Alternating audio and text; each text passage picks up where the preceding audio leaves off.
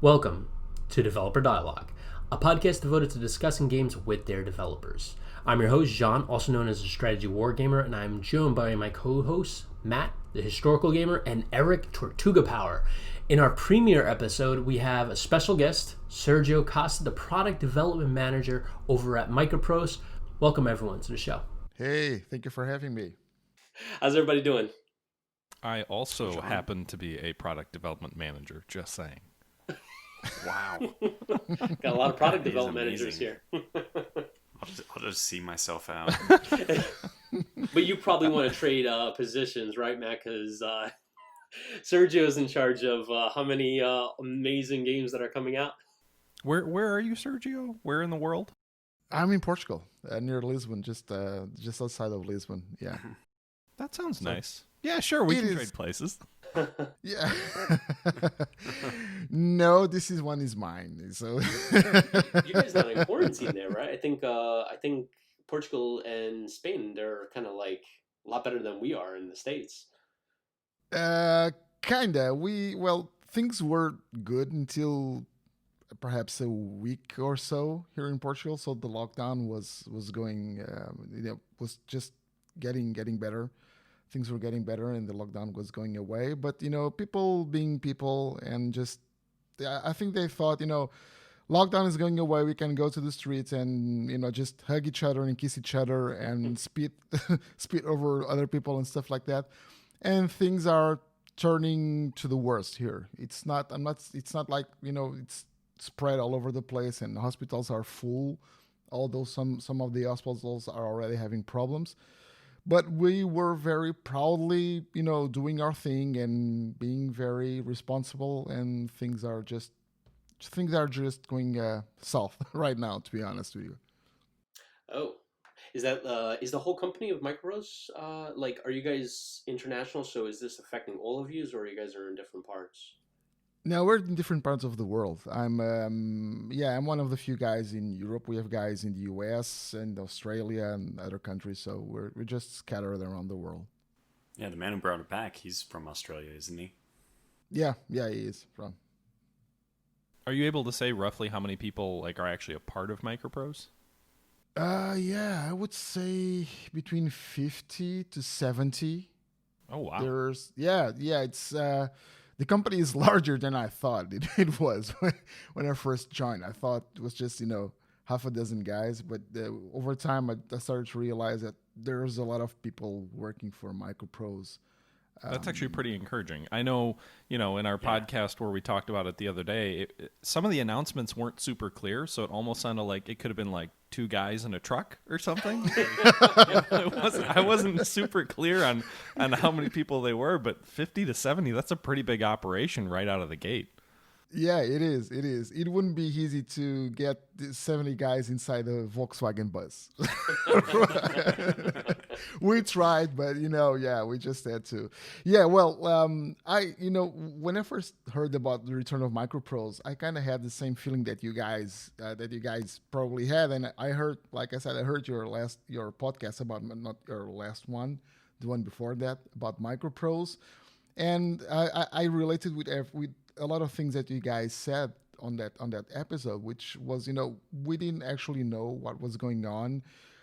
We didn't actually know who was behind it, or, the first thing that I thought, to be honest, when I saw Microprose was coming back, was to think, this is some guy just milking the brand, just grabbing, someone just bought the brand and they're going to milk it.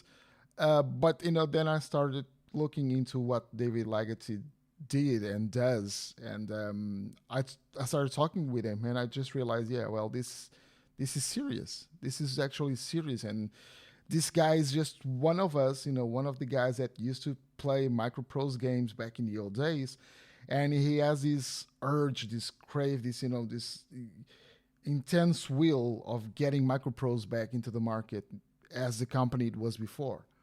So I was very excited and very surprised when I heard about the size of the company and what David had in what planned for the company. Yeah, I mean, that for me, that's really exciting. I know I had some reservations, as I think I talked about in our previous podcast. I also had some excitement. I mean, I know David, he's been involved in a lot of successful ventures previously. I believe he was involved in like the early days of Arma, and obviously that turned out very well.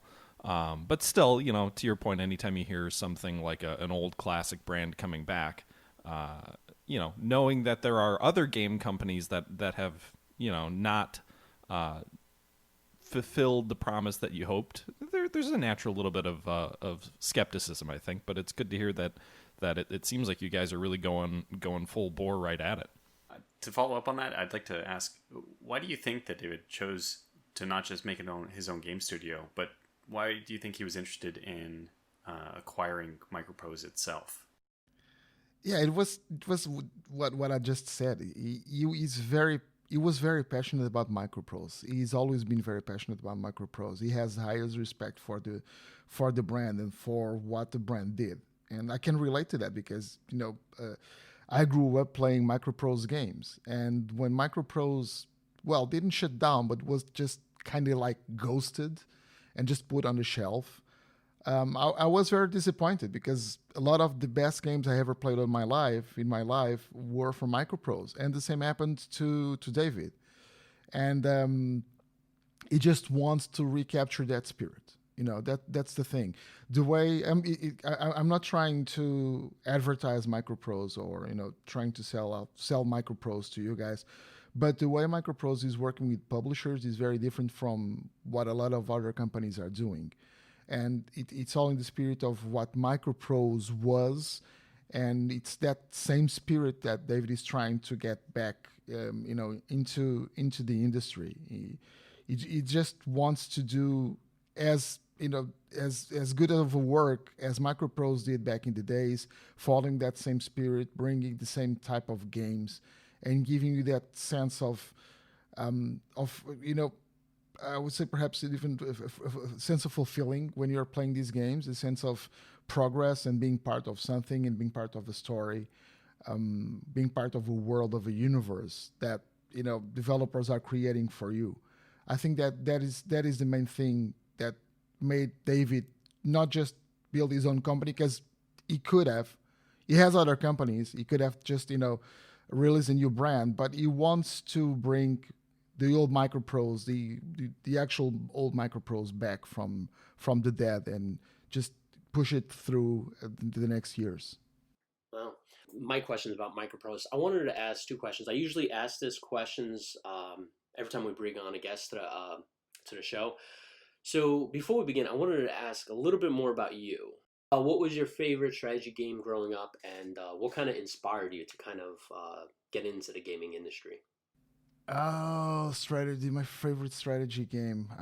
I really don't know. To be honest, I didn't play that many strategy games back in the old days. I was more of a flight simmer. Kind of a. Can we call Civilization a strategy game? Oh, for sure. Yeah, it would probably be Civilization. It was the first game of the genre that I ever played. I spent hours playing it on a 286 in a friend's place. So I would say Civilization really caught my attention and showed me that it was possible to do games that were very different back then from the action games and from even some flight sims that were out there. So I would probably say Civilization, yeah. And why I wanted to get into gaming industry, I mean, don't we all? Isn't it something like, isn't one of mankind's dreams to play, to just yeah, I mean, come on, guys. What kind of question is that? I'm joking. Yeah, I've always wanted to work in the gaming industry for years, for several years, and I haven't actually had the chance to do it at least professionally, until just recently when I joined Microprose. I have worked in the gaming industry on different areas before, not professionally, but helping developers and working with the community and whatnot. You guys know I also do other things. I have other projects besides working for Microprose, projects related to other kinds of gaming. So I've always been in touch with the gaming market, with the gaming community, but professionally, this is the first time, and it has been a dream of mine since I was a teenager, basically. One of the biggest pieces of news when you guys formally made your announcement was that one of the original co-founders of Microprose, Bill Steely, I believe, Yeah. was going to be returning to the company. I'm just kind of curious, like, what will his role be at the company? Is it he's going to assume his former role, or how involved will he be?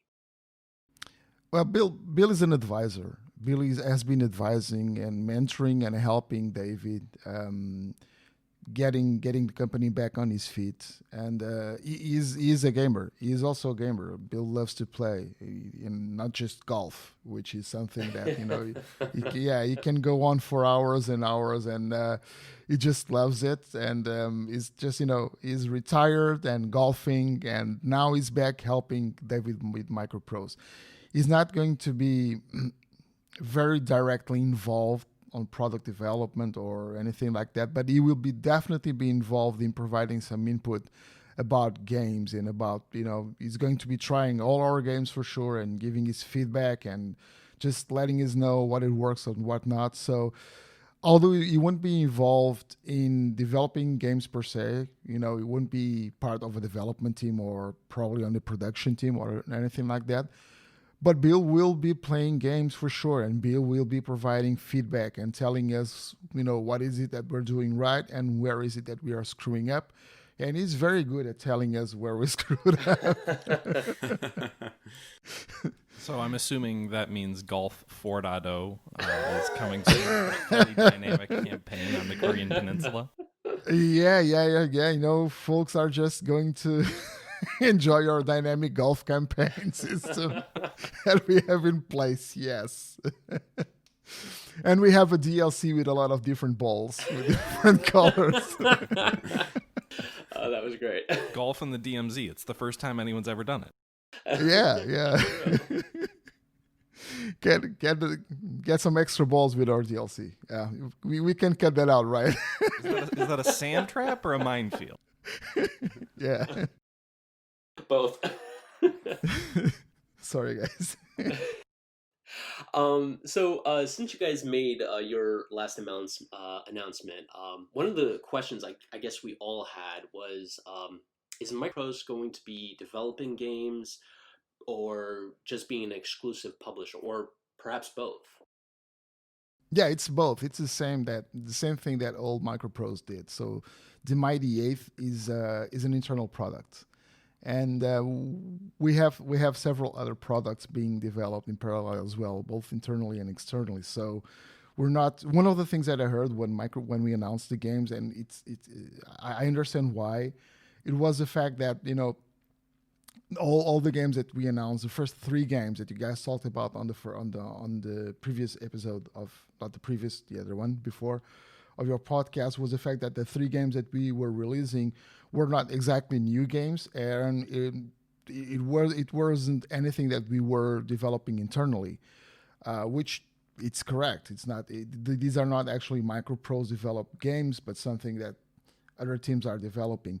But we were already back then developing the Mighty Eighth, and we are working on other games as well.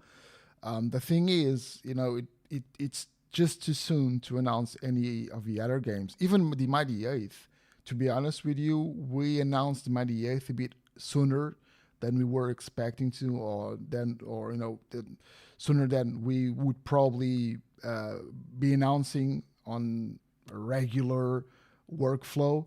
But I actually asked David and pushed David a bit to, well, not push David, but I just pushed the idea a bit so that we could tell all the other guys, all the people that were checking out the screenshot that we have released earlier about this B17, I thought that we owned them an explanation of why we were releasing those screenshots, but all of a sudden you have 3 games, and none of them are even remotely related to. Well, one of them is. Well, a couple of them are actually, because they are something that that are passed on World War II, but they weren't actually related to the screenshots. So that's the reason why we announced the Mind the Eighth, although it's still in a bit of an early stages of development. But yeah, we have, like I said, we have between 50 to 70 people worldwide, and we are working on several internal games as well. Well, you never have to apologize to me for announcing games early. I think the last 3 years, half my top 5 most anticipated lists, I think like 1 or 2 of the games end up coming out in the year I say I'm really excited about them for. So, yeah, but we don't actually have that spirit of announcing things way too early. I don't think it's productive. It's good to build the hype. It's not like we don't understand marketing and hype and anything like that. But sometimes it's just too early to announce something, or you don't want people thinking it's vaporware when it's not out. Yeah, however long it takes to finish. Yeah, exactly. Because let's be honest. Every time you want to release a product, things will go sideways somehow, and you'll have to postpone 1 or 2 times the actual release of the game. And if you announce a game 5 years in advance, and then before releasing you have to postpone it 3 or 4 or 5 months, you are just consuming people. You are just dragging people around in this never-ending story of we're developing. Sorry, we have to postpone it, and I don't think that's productive. I don't think that that's something that actually benefits the community.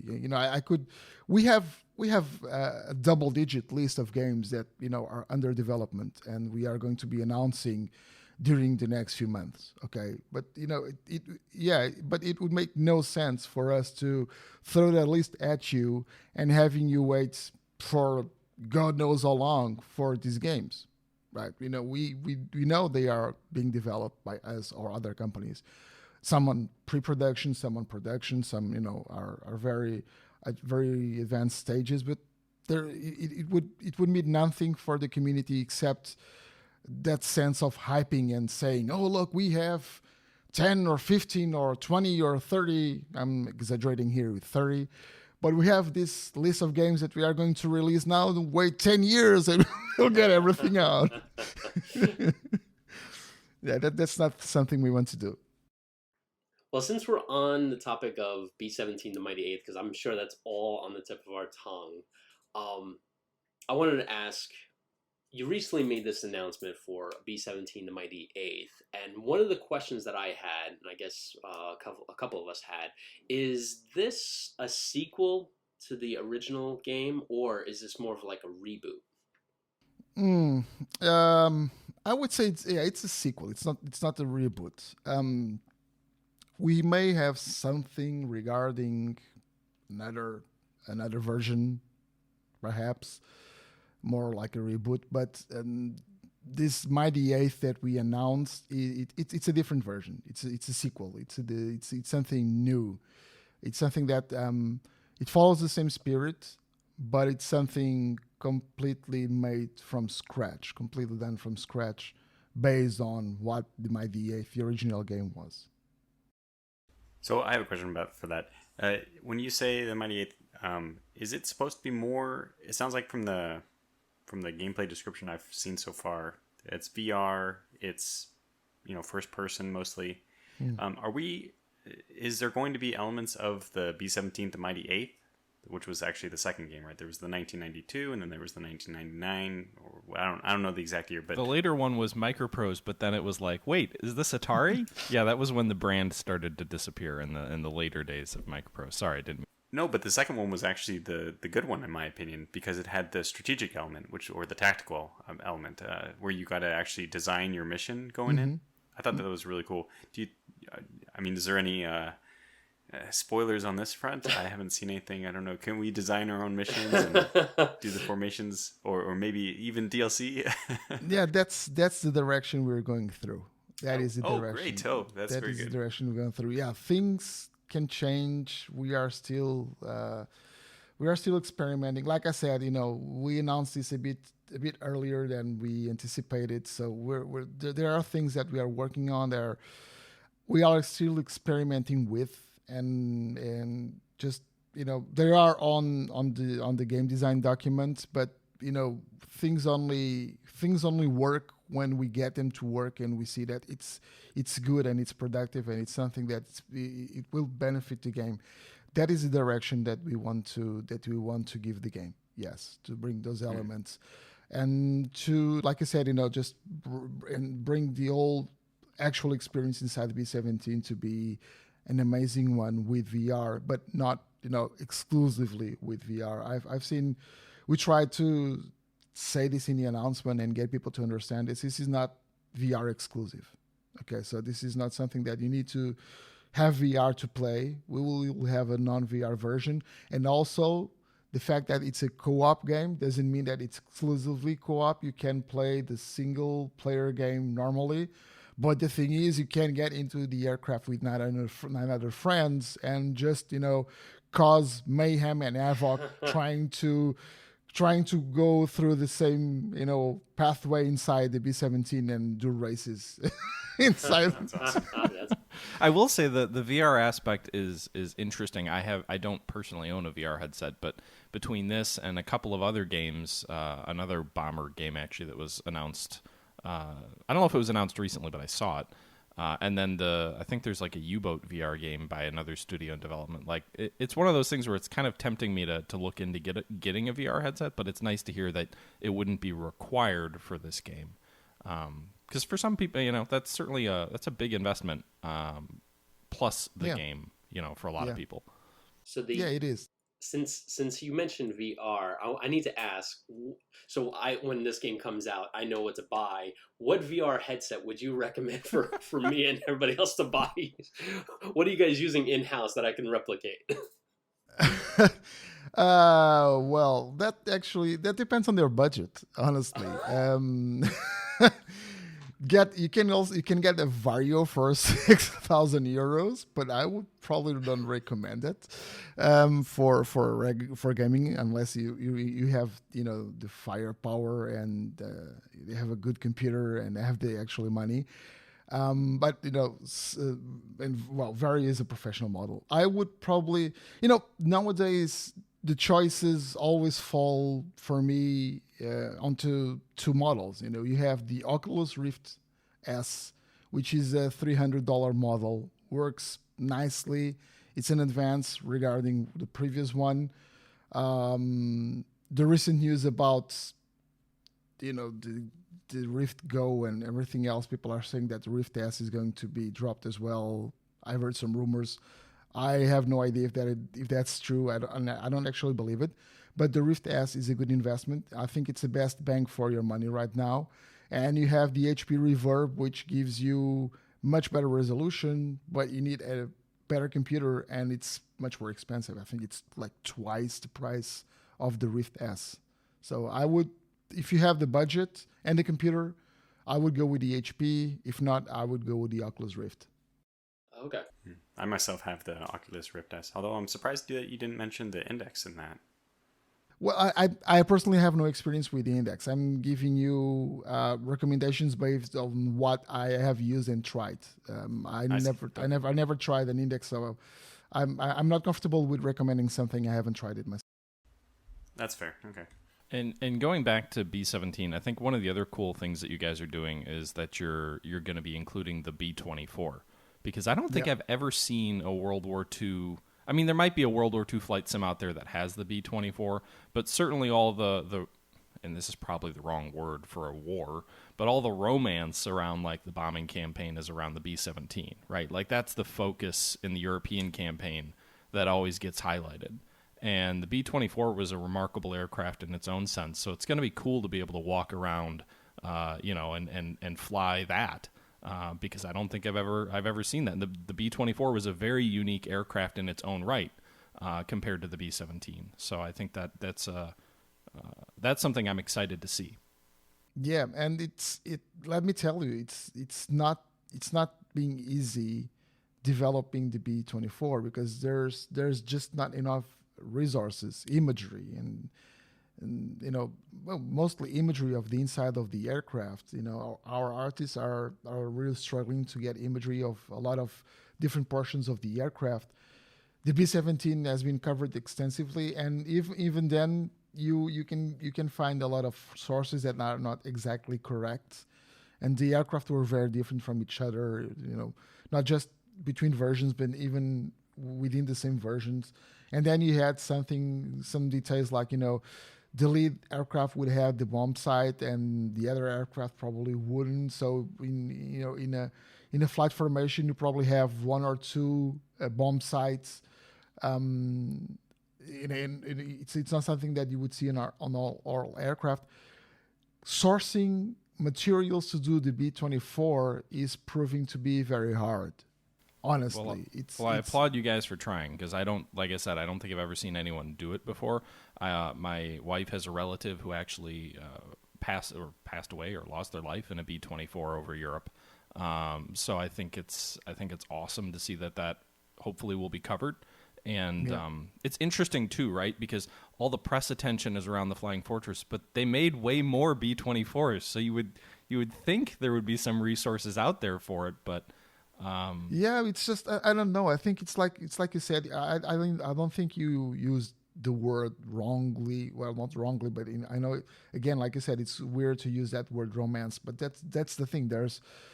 It's not a romance as in the love story, but there are romantic stories, and there's some romance around World War II, and especially the B-17. And, even with movies like Memphis Belle and whatnot, the B-17 was brought to the spotlight because it was a great aircraft, and it kind of made other bombers fade away, especially the B-24.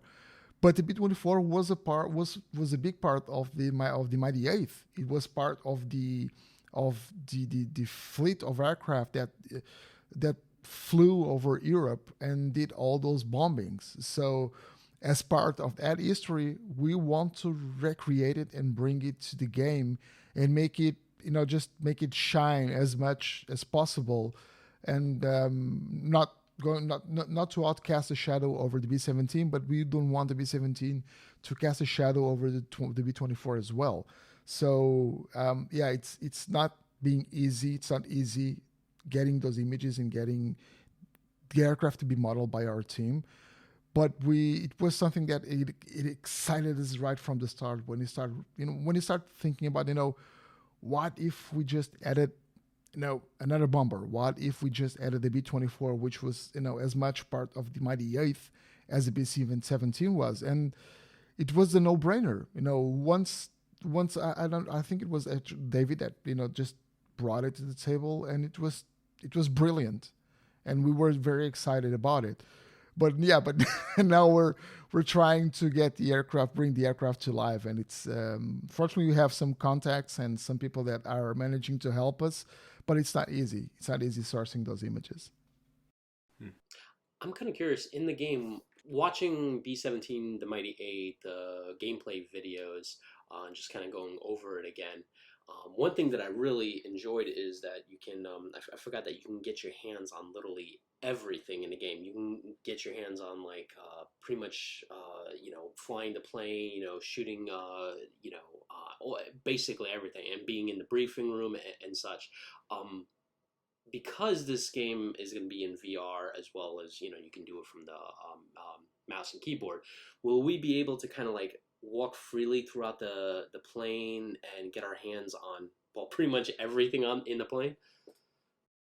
That is the goal. That is the experience. Wow. That's what the game is about. Wow. Honestly, that's what the game is about. And you can do it, like I said before, you can do it with 9 other friends inside the aircraft. That is the thing, We'll see how long they're friends. Yes. This is a social experience we're doing.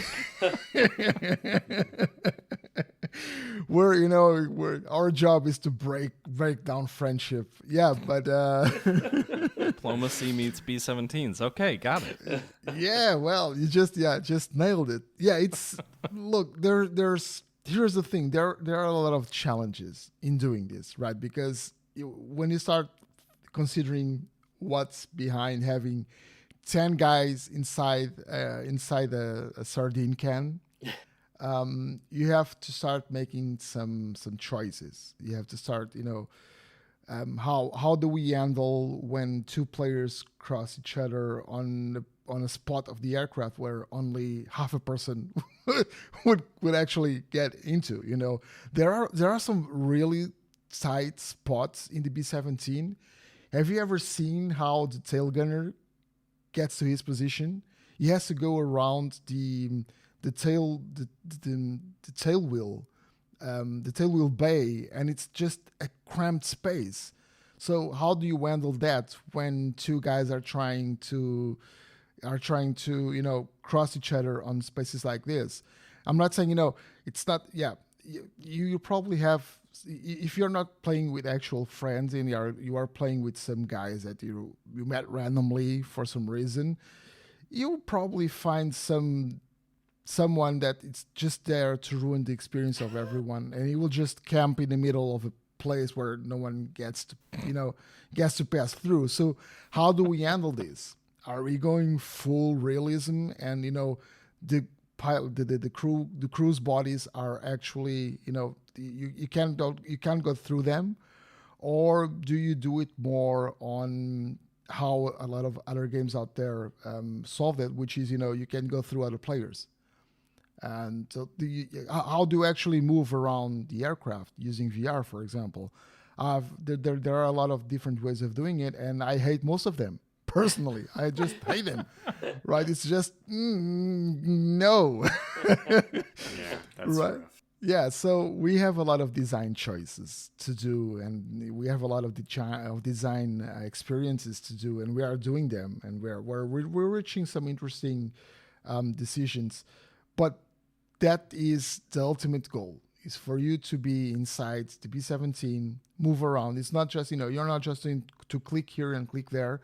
You are actually going to move around. That's the goal, anyway. You are actually going to move around the B-17 and get to see all the details. And if something happens to the aircraft, we have given an example on the announcement. The aircraft is hit by flak. You have a hole on the fuselage. You have the rudder cables cut off. You will be able to do some repairs. You're not going to repair the hole on the fuselage, of course, right?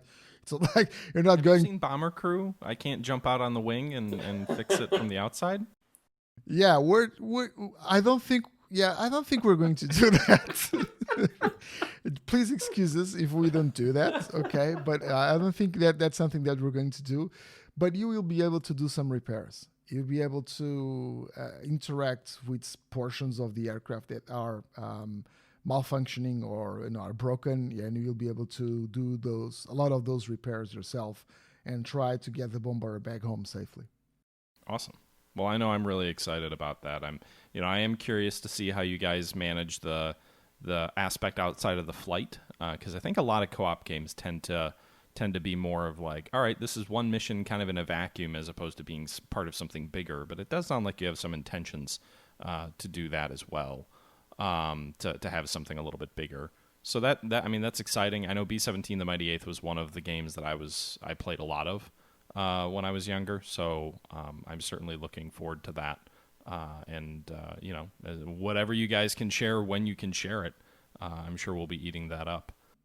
Oh yeah, we are eager to get some stuff out there, but it's still too early, like I said. When you guys were kind of putting together B-17, this new sequel, what was kind of like the main feature that you guys decided, like, this is the main feature we want to put in this game that was different from the first game? What was kind of like, is it being able to move around the plane, or is it some other feature that you guys announced or maybe didn't announce that is kind of like, I want to add this in this game, this is a must? Yeah, well, the thing about moving inside the aircraft and having VR was the thing. What we're trying to do with the Mighty Eighth is to provide you, this is obviously a game, and I've seen some people hearing me saying this, what I'm going to say next, and go, well, oh, this is not an actual game, this is more of a documentary or something like that. But we want to make the eighth as a game to be an experience, right? We want you to be inside the actual aircraft and live it as if you were part of those crews. That's the thing. We have a backstory. We have something. We know how we want to get the player into the game and get into the mood and understand what's happening and whatnot. So we have that covered. So it's going to be on the single player campaign side. It's going to be something that is story driven. Okay. But overall, we want you to finish, when you finish a Might Be 8 session in VR, we want you to just, take a deep breath and go, wow, that's what we want to do. That's what we want to achieve. And to be able to do that, we have to make a good game where you move around, where you can be part of any of the stations inside the B-17. You get the flak exploding. You get, all the cool lighting and sound and image and everything that will get you fully immersed into the experience of being a crew member of one of those bombers. So I don't say I don't know if that's a feature, but that's definitely what we want to achieve. That's the goal of the Mighty 8 for us. Is for you. If I see someone do this, just finish the session, take out the head-mounted display, and go, crap, sweating bullets. That's a good experience for me, and I think our work is done if people get that feeling at the end of a session. I'm excited. Can't wait. I only have about 2 more questions for Mighty 8. I'll knock out on a number of them. But the one question I had, and I think Matt mentioned this in the last podcast about Microprose, was in World War II, there were literally thousands of planes in the air, from the U.S. Air Force to English Air Force and German Air Force at any one time. With today's modern graphics cards and modern day processors, in this game, how many aircraft could we see at any one time while we're flying through the air, maybe doing a bombing run? I cannot give you an exact number, but a lot. A lot. Oh, wow. Yeah. I can only imagine hundreds kind of thing. Yeah, I would say so. God, hundreds is a lot. If he said 20, I would be already pretty happy with that number. Yeah, look, it's everything can change. Of course, we're talking about work in progress. Okay, this isn't development, but from what we have tried so far, a lot. Yes. Oh, wow. I would love to have been in those development meetings and just watch that happen. That would have been insane. Well, I'm excited. I'm hopeful to see a lot of aircraft. So, yeah, you won't be so happy when they start shooting at you. That's for sure. It's okay, all right, as long as it feels right before I die. That's a good expression. I know we're at 40 minutes or so, Sean, so I think we should probably move on to the next game. All right, and I'll flip over to the game that you wanna. I know the game is on your mind. Sea Power. So naval combat in the missile age. I'll actually have Matt take it over because I know this is, I think, your favorite. I was actually gonna ask if we could talk about Task Force Admiral. Oh, okay. Because last I heard, Sea Power was your number 1 game, I think, for 2020 most anticipated game. I don't remember what my most anticipated game was. There's too many games that are in development. But I think the game I'm kind of curious about is Task Force Admiral, because I was actually talking, and this was before you guys had announced that it was a Microprose game. And I was talking with the developer and sort of talking about how, I was really into Microprose games when I was younger. I had just downloaded, I think it was Task Force 1942, which was an old, they have a very old version of it that you can download on Steam. And I was like, hey, this looks a lot like in some ways anyway, what you guys are trying to do with Task Force Admiral. And the developer sent me a picture of like his whole disc set of the same game, the original like floppy discs that he had from the game that he had laying out. So obviously it seemed like there's some crossover there. But I'm really excited about Task Force Admiral. I don't know if I have any specific questions about it other than, what do you have anything that you can share around, we've seen a lot with the models, right? They've shown A6M20s, they've shown Wildcats, they've shown ships and other things like that. And I know they're going for more of a scenario-based approach. I believe that's what they've said anyway. But can you share anything about like what that gaming experience should look like? Like if you were to give me a 30,000-foot elevator pitch on why I should be excited about Task Force Admiral, I'll just let you do that. Okay. How to pitch it? Well, it's not easy. Let me tell you. Because there are so many things in this game that it really excites me that it's kind of hard not to give away a lot of the things while doing this pitch. But the game basically puts in the position of an admiral, someone that has a task force, in this case, a task force with some aircraft carriers, and you'll be doing some scenarios, some missions based on World War II events. And although you are not required, you can actually order units on their own, but the overall game, I would say that we tend to say that when you do this, when you actually order the units and make them move around, this is kind of like the easiest way of playing the game. Because the hardest one, on the one that we want people to actually play, is the one in which you are coordinating your forces and commanding your forces through other in-game characters, through other guys, through other ranks in the Navy. So you are in control of the overall scope of war, of the battlefield, and they will be the ones directing, if you can say so, the actual units and perform the actions that you want to perform. One of the cool things, and one of the coolest things for me in the game, one of the things that I'm more curious about, and it actually stresses me out, to be honest, but it stresses me out in a good sense, is the fact that you won't, in a lot of occasions, you won't be able to have a God's eye view of what's happening because you are limited to the technology that existed back then.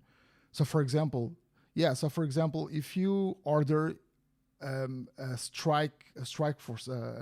strike force, an aircraft wing, to go radio silent, they will go radio silent. You will have no idea where they are, right? So if you send them off to attack some ships or a position on an island or something like that, and you tell them, okay, you guys are going to take off and attack this position, and then you are going to fly on this direction, and at 1600 hours, we are going to meet at this position.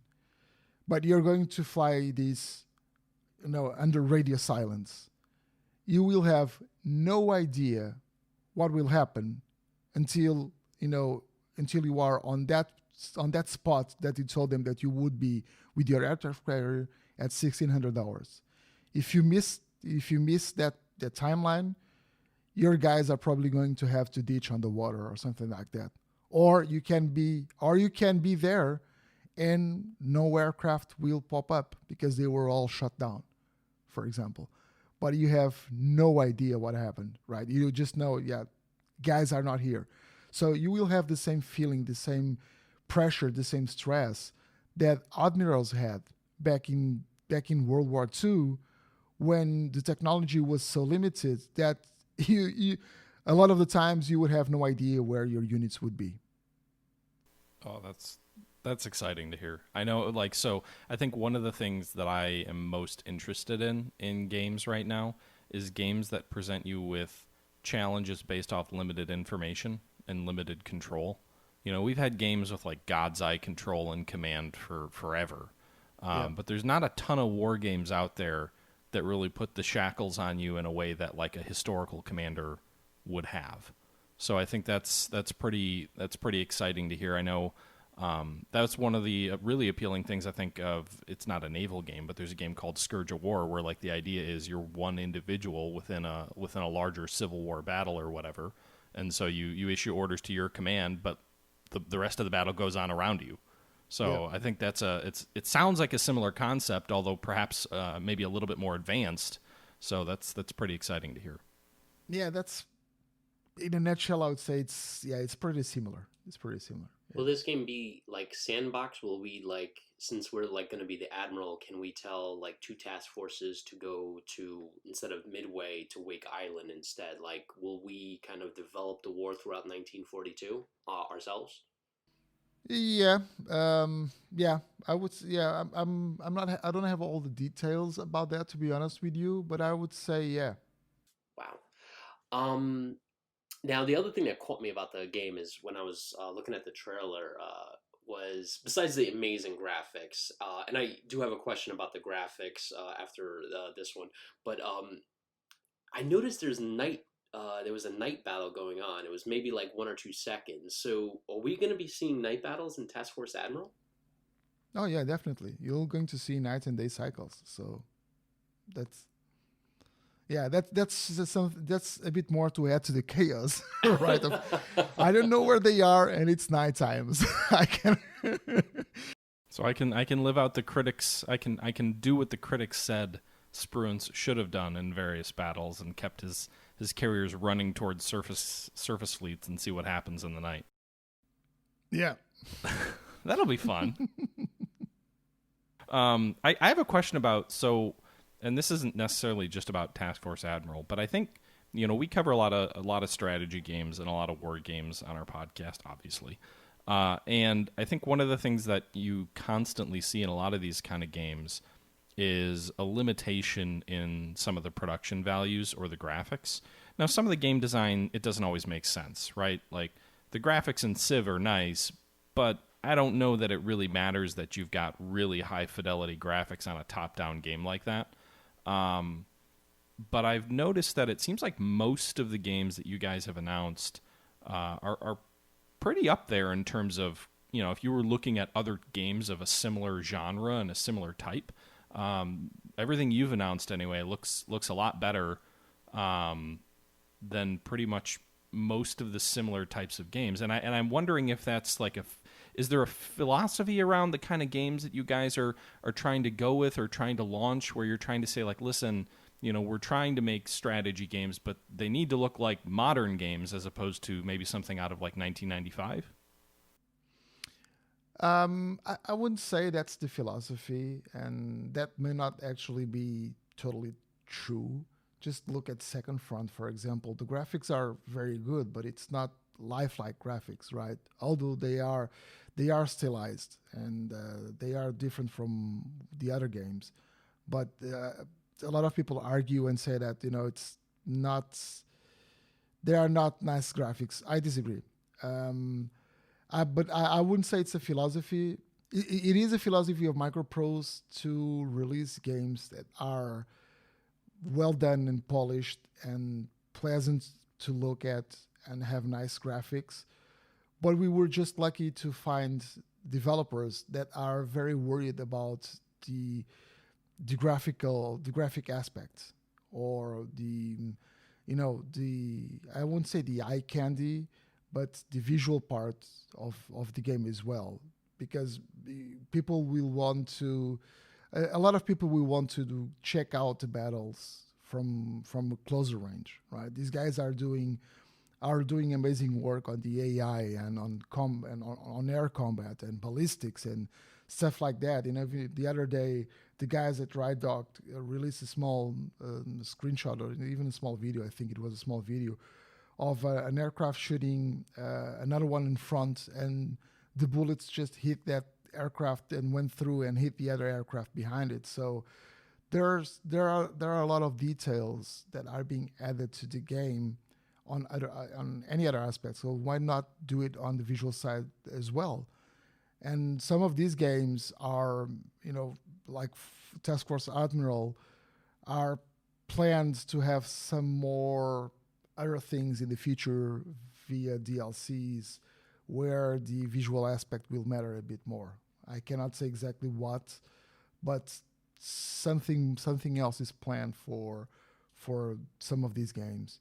That even if it weren't, these guys are very proud of what they do, and they are working very hard to make these games not just fun, but very, very pleasant to look at. And you can zoom in, and you can even do some videos if you want to, and tell your own story through video editing and whatnot. And I'm sure that will happen for sure. Wait, are you saying that we will be able to fly B-17s on first person off of the Task Force Admiral carriers? No, That'd be a short flight. I think it would be a bit hard to take off from B-17, from an aircraft carrier. Yeah, what did they do with the Doolittle raids? What was that? The B-25. It was a 20. Yeah, it was a 25 scrapped up. They almost. I think the last thing they were going to take to bring the weight down was the engines, just to make it lighter. So since I saw the graphics in Task Force Admiral and Sea Power, this will also apply to Sea Power, and the graphics are just absolutely incredible. I mean, this is stuff that you probably can use in a movie. The question I got for you, and I know this probably doesn't affect Matt, and I'm not sure which one Tortuga has, but what kind of graphics card are we going to need for a game like this? I have a mid-range graphics card, AMD 570X, and I think you'll be okay. I think you'll be okay. It's not that hard, that intensive on computers, to be honest. Okay, that's great. Okay, I was worried there for a second. I saw this beautiful, all this incredible trail, and I'm like, damn, how's that going to work for me? I don't think it would make any sense to develop a strategy game and then only have the high-end users with the amazing rigs get to play it. I have a medium-range computer as well, so I'm a good benchmark inside Microprose. And of course, we have a lot of different computers, and we have a guy with a GTX 970 or something like that, or we have another guy with a laptop with a GTX 660M, something like that. So I'm not saying it will work on those computers, but we have all sorts of of course we have all sorts of different machines to test stuff up.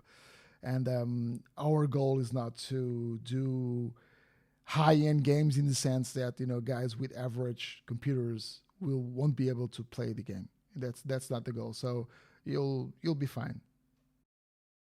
Now, if I could toss us over to Second Front, I feel like it's the least focused on game title that you guys have announced so far. Yeah, it's kind of like snuck under the radar. Yeah. Unfortunately, it is, and it's such a cool game. Yeah, but you're right. Yeah, people are not paying enough attention, in my opinion. I think it's just a graphics thing, right? It's not quite as flashy. It's very hard to make a super movie-like trailer, as I've seen for both Task Force Admiral and what was the Sea Power one? I want to call it Cold Waters because it's the Cold Waters team, but yeah, it's the same. It's one of the same guys. Yeah, it's the lead developer for Cold Waters. Mm-hmm. Yeah. So I mean, they can really sell themselves just by their graphics, but Microprose was built on extremely good gameplay, so I'm sure that those will also have good gameplay. But that's why I want to direct us to, at least for a moment, Second Front. So as far as I know, it's Joe is the developer. It's a one-man team. It's actually two-man. Well, it's a couple team. It's Joe and his wife. Oh wow! Oh wow! That's pretty amazing. Awesome. Yeah. Yeah. My wife won't get anywhere near a computer. Well, what can I say? He hit the jackpot. Right? Yeah. I guess. Right. That's for sure. So, anyways, I guess I would just ask the same thing we already asked you about Task Force Admiral. How would you? So, first of all, I don't know how many people who are listening to the podcast right now are familiar with Advanced Squad Leader, but Second Front is based on Advanced Squad Leader, if I'm not mistaken. Right? Yeah, it is. Yeah. So it's a tactical game, hex based, I think. But can you just give us the elevator pitch for this one, and then we can maybe discuss a little more? Yeah, look, when we live in an age where players are very visually influenced by games. So I understand that a lot of guys are, look at the trailer and look at the screenshots, and a lot of them immediately dismiss the game. Others don't dismiss it right away, but they are skeptical. I am honest. I have to be honest. I was a bit skeptical myself when I first looked at the screenshots and some of the. It weren't actually videos, but small animated gifs of portions of the interface, etc. I wasn't super excited, honestly, when I first saw it. But if David was bringing this developer in, they had to have something special.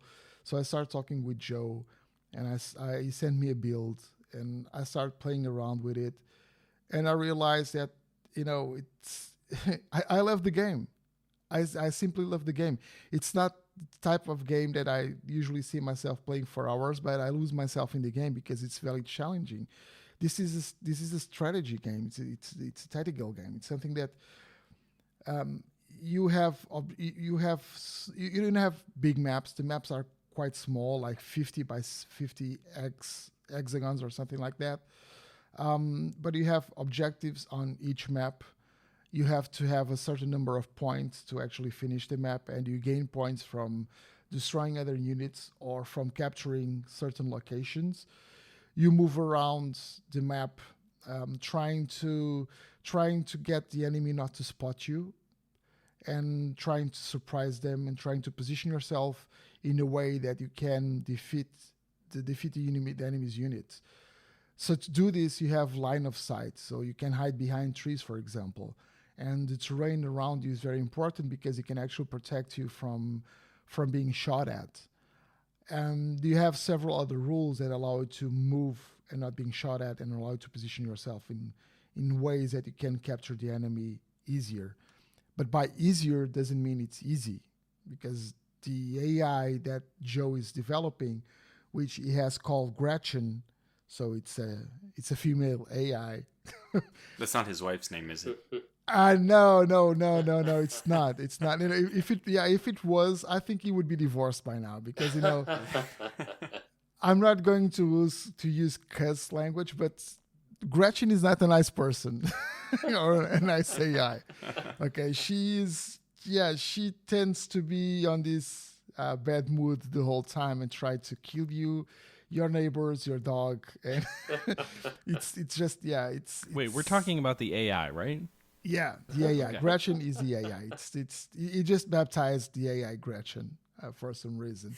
Just give him. I like that, by the way. I like when AIs have a nickname. Yeah. It gives you something personal to get mad at when you lose. Yeah, and when it just destroys destroys mankind, and just captures the world, you know who to blame, right? It was Gretchen. Which is it's pretty much what it feels like when playing Second Front. So, in a nutshell, I know you asked me to do this in a nutshell, and it's kind of hard for me to do it without trying to explain a bit more of the game. In a nutshell, it is a strategy game. It is turn-based. It has a lot of complexity. It has a lot of elements that both help you destroy the enemy, but it also works the other way around. So the other enemy has a chance to destroy you as well. It's not an easy game. It's very easy to start and understand the base concepts, but it's very hard to actually master the game. And it took me, I don't know, like 15. Yeah, granted, I had no manual. I had to learn a lot of the things on my own, and I had to ask Joe for a lot of tips and a lot of concepts. But it took me like, I don't know, 10 to 15 tries on the easiest map to be able to win. Yeah, granted, after that, things were easier because I understood those concepts. But the thing is, you need to understand these concepts. It can get frustrating if we don't work on a way to introduce you to these concepts. So this is something that we're doing as well. We're getting these concepts out. We're getting you to understand what works and what not, give you some tips, some strategies, some tricks. You need to understand the environment around your units. You need to understand how you can use your units. So, for example, your units can be broken. You can have the enemy hit you and your units just flee. They run away, and they can be broken for a given number of turns. But if you have a leader with them, or if you send a leader, which is a kind of unit, or if you send a leader to meet them, they can recover faster, right? And you can use them and get them back into action quicker. So there's a lot of details. The graphics look very very simplistic. Almost a guy told me that the game looks goofy. Maybe I wouldn't use that word, but yeah, maybe it does look simplistic. But it's a very complex game on the background. It has a lot of things going on, and it's not going to be easy for players to master and conquer the whole maps and all the other units. So it's something that if you are being turned away from the game for the graphics, you are losing. You are just skipping. You are missing a great game. I don't think that this is like the one place I would say this podcast. I can speak for myself at least. The games I play have far worse graphics than Second Front. So, I still play Gary Grigsby War in the Pacific, and I still think it's one of the greatest war games ever made. So exactly. So you're among friends here. These are all people. I understand. We don't really need the graphics here. My opinion is the graphics on Second Front look somewhat charming. Like I wouldn't call it high fidelity, right? Like I think high fidelity would be more in the vein of Sea Power or Task Force Admiral, or potentially, once we actually start seeing stuff out of B-17, I would expect it would probably be more high end. But it's still, the key thing I think is making a game feel like it feels modern, so that you don't feel like the interface is sort of inscrutable. And then, obviously the gameplay needs to be engaging and fun and challenging. And then the graphics just need to serve the overall design. That's my point of view. And so certain types of games, you need higher end graphics to do what you're trying to do and build the experience you're trying to do. But you don't need that for every type of game. I think I can speak to why somebody might even call this goofy. It's just because wargamers, for this type of game, are not used to 3D. Has this really nice 3D rendered units and stuff like this. And it's just something that wargamers aren't used to. What he meant by goofy is probably like, I can't believe this is so good in 3D. But it is a little cartoony in the look. These are all things which are probably foreign to wargamers, grognards in particular. So yeah. I think the hardcore wargaming group, they're not really going to care about the graphics anyways, so you can't possibly like put them off by the graphics based on the games like THG mentioned, any kind of Gary Grigsby title or anything like that. I mean, these games are just, you can't go worse for graphics. And don't get me started on the GUI, which is even worse. Speak for yourself, okay? It's pretty bad. Look, and to Joe's credit, even if it looks simple, it's not easy to create that kind of art. No, it's not. I can't do it. It's complicated. For you to do something that that it's not that complex, but it looks that good, that is a lot of work. He has put a lot of hours into it. And after some time, again, I'm guilty of judging the book by the cover when I first saw the screenshots, because I didn't understand what it was until I started playing it. But when I started looking at the details, and the little gradients and the little model, some very small details that you can find on these models that you just go, wow, he just did this extra little bit here, which good.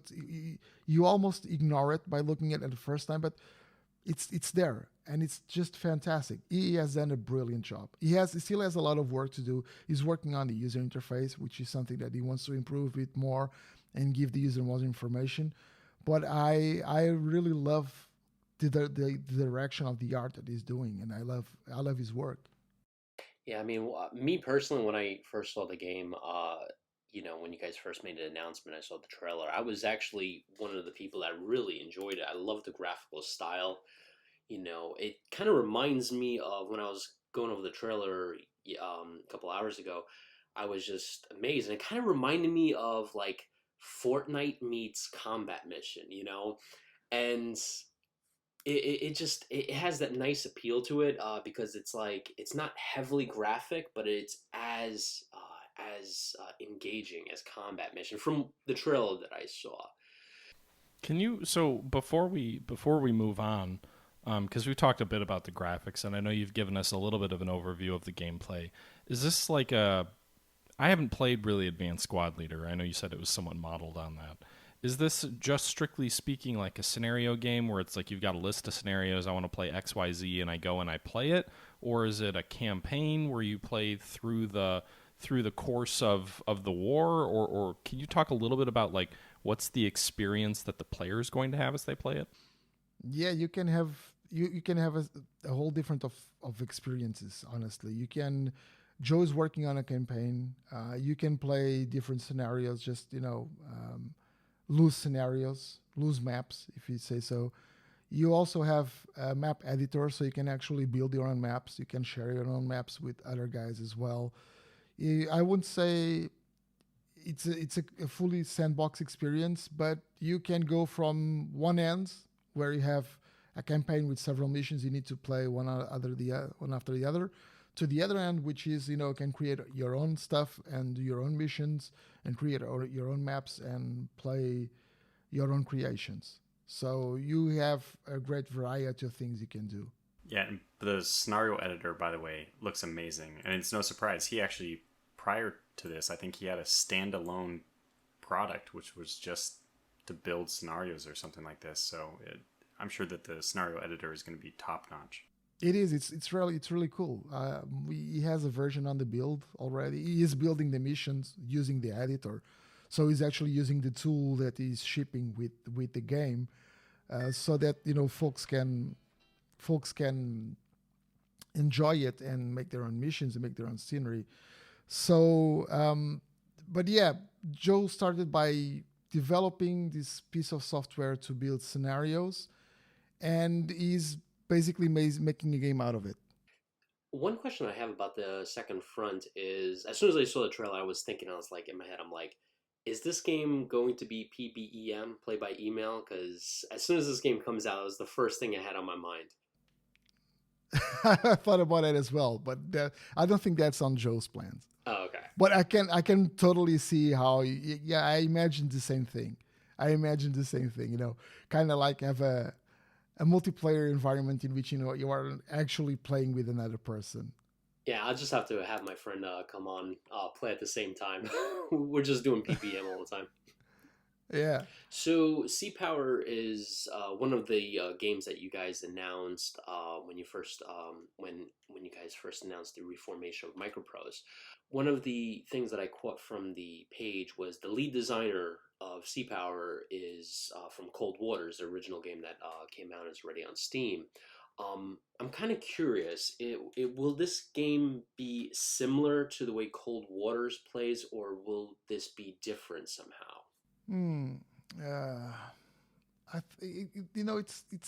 It's kind of similar with a few tweaks, I would say. I don't want to go into any specific details at this moment. I cannot go into any details, to be honest with you right now, but it's a bit of a mix.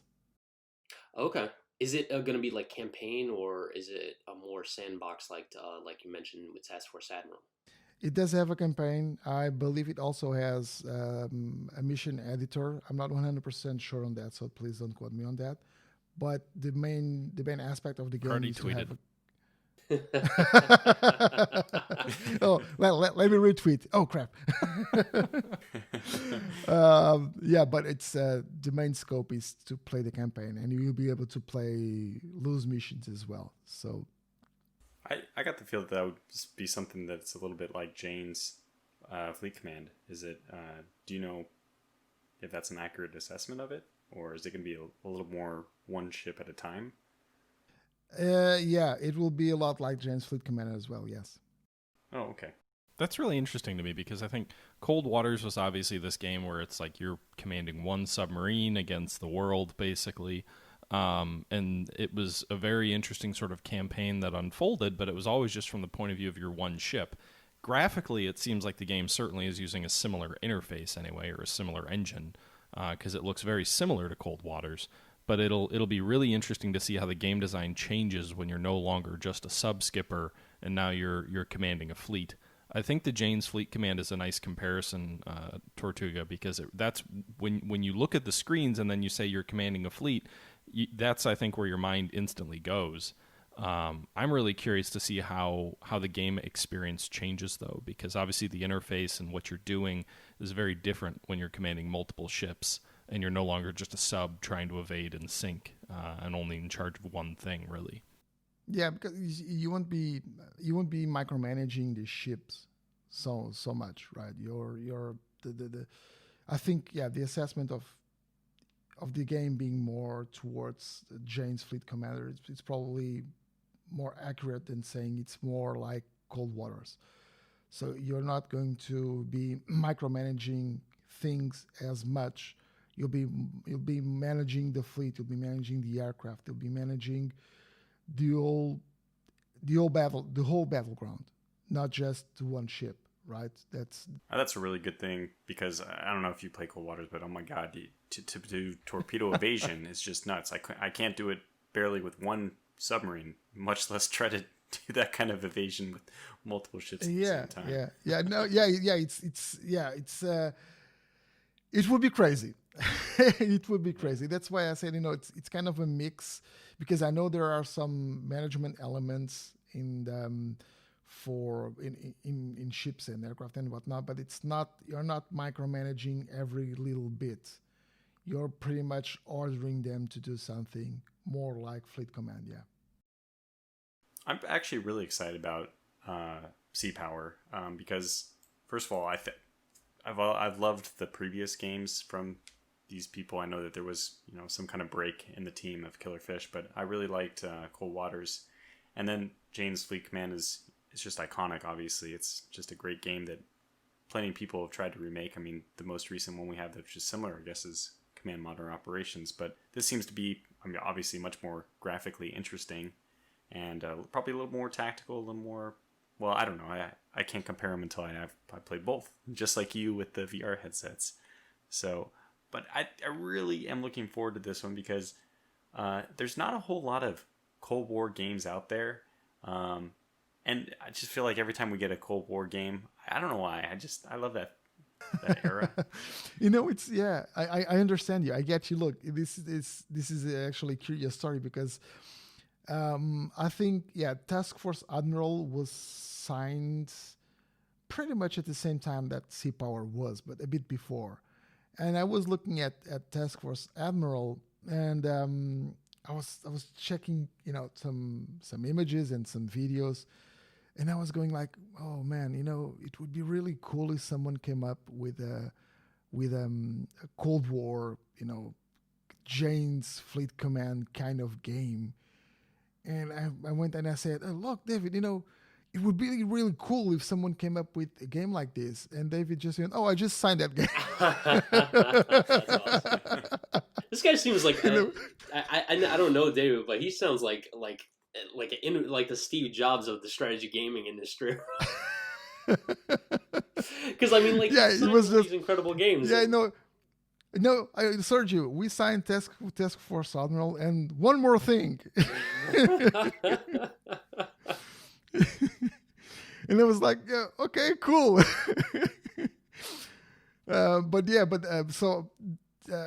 Just to say that I really relate, because I felt the need of, I do feel the need of a game of this time, of this era, which, again, not to use the word in a way of a love story, it also has this romantic side. The Cold War has a romantic side to it in terms of history, and all this stress and pressure and this cloud over the world, and these two forces that were just getting into each other's and under each other's skin. And the cool thing is that, in Sea Power, you will be able to play both on the blue and red force.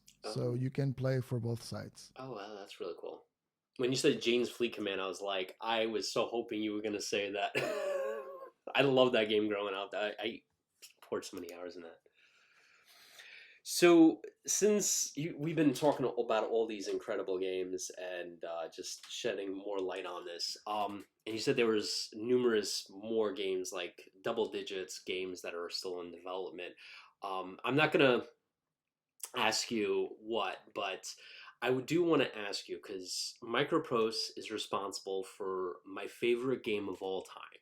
The game that, like, if I was gonna, go on a desert island and I only had one game to bring, it was going to be Star Trek Birth of the Federation. And this IP is in dire need of strategy games or any type of game that can be, put out, because Star Trek's getting a resurgence with all the Star Trek Discovery and Star Trek Picard, and I think there's like 2 or 3 other series that have been announced. Is it out of the realm of possibility that you guys might bring in an IP like Star Trek, or maybe another IP, but mainly Star Trek? Well, this... Interesting. Yeah. I didn't see this question coming. A little bit far afield of the other games that they've taken on so far, at least. Yeah. Well, here's the thing, and this may seem like one of those canned responses, those responses that you just give away because it's a polite and correct thing to say. But in all honesty, we are looking at a whole different set of IPs and former IPs from Microprose. We don't own them all. We don't have all the former IPs.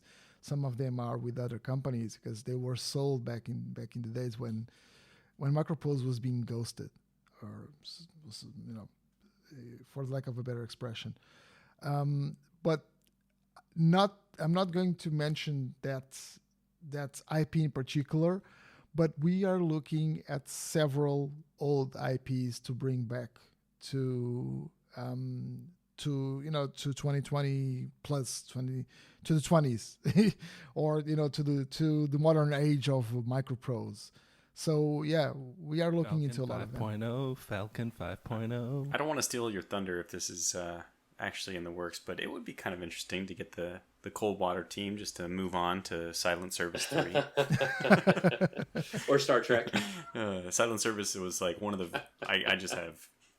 nostalgia watching my dad play that game and getting so nervous as a little kid when the depth charges started falling, and anyway, it's But that is exciting to hear. I mean, I guess I do have one somewhat related question, although it's not specific, and if you can't answer it, that's fine. But Microprose is known for a lot of simulation games. There's a lot of games in there that were like flight sims or war game type stuff. But they were also involved in a lot of non-war games as well. So I guess I'd be curious to say, like, is this iteration of Microprose really leaning in heavily on the military side of things, or might we see non-military focused games as well?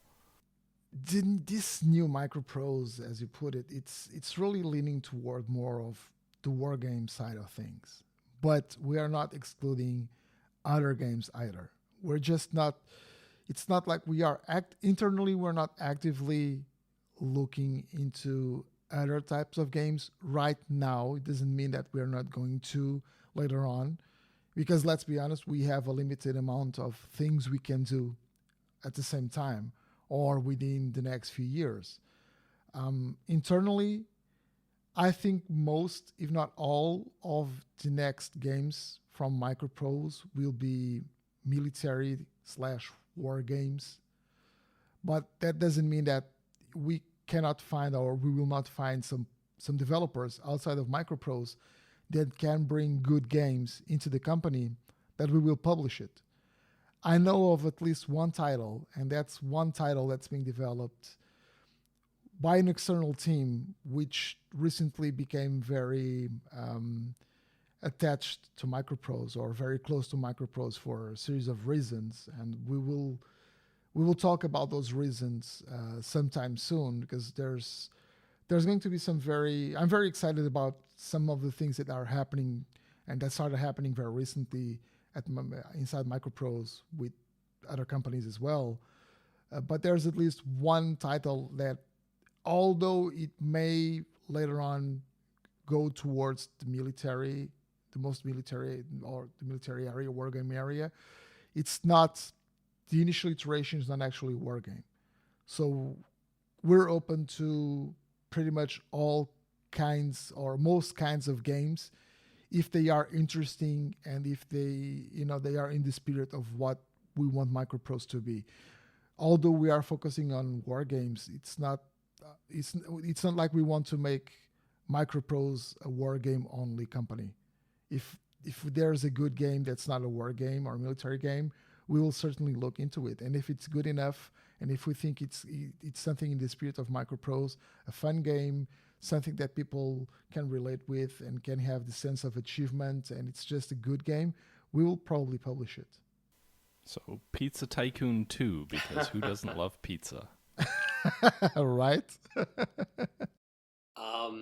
So I have one more question, and I know Matt and Eric are going to rag on me for this, but I'm going to ask this anyway. No, he's not bringing it to the Apple Store. Yeah.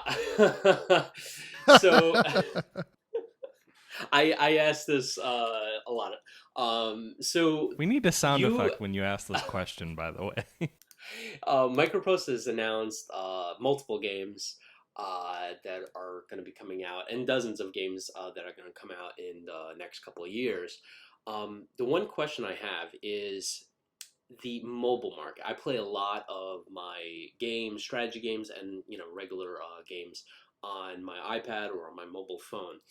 Is there any type of possibility that you guys might consider also going into the mobile market or bringing any type of games to the mobile market? Yeah, there's always that chance. We're looking at different platforms. Again, it sounds like a canned response, but the truth is we are open. We're not just open to different kinds of games. We're also open to different kinds of platforms. So that may be a possibility. It's something that other people have asked us, and even inside we have talked briefly about it. It's not something that we're doing right now, because we're building this company pretty much from, although it's a big company, like we said at the beginning of the conversation, having between 50 to 70 guys working for the company and having the external developers and whatnot. So this is not exactly a startup or a couple of guys inside the van, like you said, but we are building this project pretty much, even if we are building from something that we already had, like some of the old IPs, etc. This is actually building a company pretty much from scratch. So we cannot afford to just do everything at once, and we certainly don't want to scatter our teams in such a way that we are unable to actually deliver what we want to deliver and actually make the games. So we are not working on those platforms at this moment, but that doesn't mean that we won't be in the future. Okay, so it's open. We're not saying no. And it's very possible that we will enter the mobile market for sure. It's very possible. So when you guys do, just let us know which platform to go into, because I got that's my first purchase. I would love to. Yeah, we will. It won't be something. No, if that will happen, it won't be something that will happen anytime soon. We have a lot of work ahead. We have a ton of work ahead. We have a lot of different games, and we want to make them, good games for you guys to enjoy it. So that's our top priority. We don't want to throw games out of, on 10 different platforms just to sell as many units as we can and make a lot of money. We want to make good games first. And if we manage to get those games on other platforms, if it makes sense for the company and if it makes sense for you guys out there, that you are the reason for us to be doing this. If it makes sense for you and us, I think we will do it. We will be doing it. Just don't expect that to happen, anytime soon, because there's still a long way. There's still a long road ahead for us to do a lot of things and do them properly. Oh, I can't think of a better way to wrap that up. I think that's exciting to hear, and I think, all of us are really excited about what we're seeing so far from Microprose. By the way, my joke earlier, there was a Microprose Golf in 1992-91, so Yes. didn't realize that. Wasn't there also a Pizza Tycoon? Yes, Was that one I Or knew that was a someone else? Microprose game, but I did not know they had a golf game. So, yeah, I will say one thing, and I'm gonna say it in closing because I don't think you can probably answer it at this time. But I know you mentioned earlier in the interview that you guys are sort of thinking about the publisher relationship differently, and that you kind of have a different relationship with some of your developers, or some of the partners, I guess maybe that's a better word, who are developing games that are being published by Microprose than a lot of game publishers have. And I think that would be, again, it's probably too early right now, but I would love to see like a 4 years from now or something like that, when you guys are, you've got a bunch of games out and things are a little bit less secretive. I would really be curious to see how you guys are thinking about the model being different, because you're not the first person I've heard say that, by the way, who have said that like your publisher developer relationship is different. And I'm really curious what that means. I think I'm always one of the kind of guys who's really interested when companies can peel back the onion a little bit on how they operate, or philosophically how they think about things. Whether it's like a piece by someone like Rob Zacny or some other someone better than me at doing those kind of like investigative pieces. But that's really interesting to see, and honestly exciting, because I think anytime you do things differently, I think that's always a chance to move things in the right direction and kind of maybe find a way to do things that people didn't think of in the past. But I'm curious to know what that means. So hopefully that's something you guys might be able to shed in an interview with someone at some point in the future when you're ready to share. Yeah, very probably. Yeah, not right now though. Well, Sergio, for my own part, I'll just wrap by saying thanks for joining us, and it's been a real pleasure. You're very well spoken, so I guess you're apparently very good at your job. Well, I hope so. Yeah. Well, thank you. So thank you for your time. Yeah, well, thank you very much for having me here, guys. And it was a blast. I had a ton of fun. Thank you very much for your questions. It was a pleasure being able to answer to most of them, actually. So that was good. Thank you very much. And, well, keep doing what you're doing, guys. I love your podcast, and I can't wait to see the reactions to this episode. Thank you for joining us, and be sure to subscribe to our podcast to get the latest notifications about future episodes. And if you have a spare couple of minutes, be sure to leave a review of this episode on the podcast app. Thank you, and we'll see you in the next one. By the way, I'm drinking the champagne of beers again tonight. Nice. High life. Oh, jeez. It's only because it's so cheap.